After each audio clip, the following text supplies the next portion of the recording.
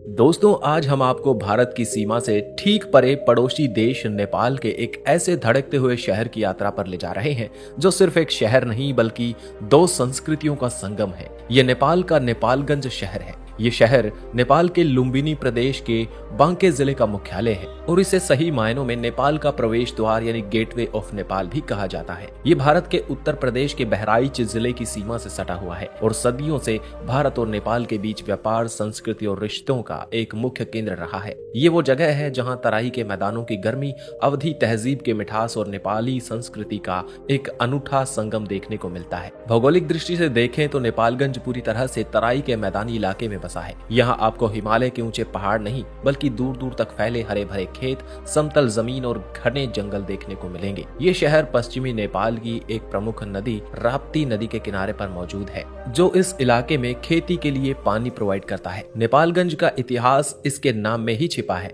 नेपाल और गंज यानी नेपाल का बाजार। इस शहर को ऐतिहासिक रूप से एक व्यापारिक केंद्र यानी ट्रेड पोस्ट के रूप में ही बसाया गया। 1857 के भारतीय विद्रोह के दौरान नेपाल के तत्कालीन प्रधानमंत्री जंग बहादुर राणा ने अंग्रेजों की मदद की थी। इसी मदद के इनाम के तौर पर अंग्रेजों ने 1860 में ये तराई का इलाका नेपाल को वापस कर दिया। इसके बाद जंग बहादुर राणा ने इस नए इलाके में एक प्रशासनिक और व्यापारिक केंद्र स्थापित करने का फैसला लिया। अपनी स्थापना के बाद से ही ये शहर भारत, विशेषकर लखनऊ और बहराइच और नेपाल के पहाड़ी इलाकों के बीच माल के आदान प्रदान का एक महत्वपूर्ण केंद्र बन गया। नेपालगंज की असली रूह इसकी मिली जुली संस्कृति में बसती है। ये एक ऐसा मेल्टिंग पॉट है जहां नेपाली पहाड़ी संस्कृति और भारतीय मैदानी, अवधी और मधेशी संस्कृति एक दूसरे में पूरी तरह खुल गई है। यहाँ के त्योहारों में विविधता साफ झलकती है। नेपाल का सबसे बड़ा त्योहार दशैन, दुर्गा पूजा और तिहार यानी दिवाली यहाँ जितने धूमधाम से मनाए जाते हैं उतनी ही शिद्दत से ईद भी मनाई जाती है क्योंकि यहाँ एक बड़ी मुस्लिम आबादी बसती है। इसके अलावा थारू समुदाय का माघी त्योहार और मधेशी समुदाय का छठ पर्व भी यहाँ की सांस्कृतिक पहचान का हिस्सा है। नेपालगंज पश्चिमी नेपाल के सबसे घनी आबादी वाले और बहुसांस्कृतिक शहरों में से एक है। यहाँ की सामाजिक बुनावट बहुत ही जटिल और विविध है। भाषा की बात करें तो नेपाली यहाँ की आधिकारिक भाषा है, लेकिन नेपालगंज के बाजारों में, गलियों में और आम बोलचाल में भी अवधी और हिंदी भाषा का दबदबा है। भारत से सटे होने के कारण यहाँ के लगभग सभी लोग